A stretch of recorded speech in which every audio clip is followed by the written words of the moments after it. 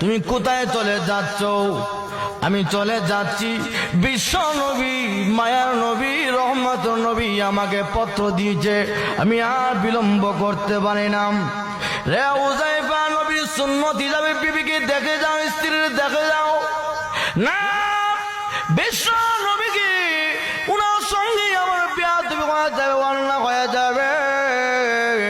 আমি যদি বিলম্ব করি আর নবী যদি বিরক্ত হয়ে যায়, আমি হুযায়ফার জীবন ধ্বংস হয়ে যাব। আমি আর বিলম্ব করব না। আবার গুড়ার মধ্যে সারা হইয়া অস্ত্রের সজ্জে সজ্জিত হয়ে আবার জিহাদের ময়দানে রওয়ানাম।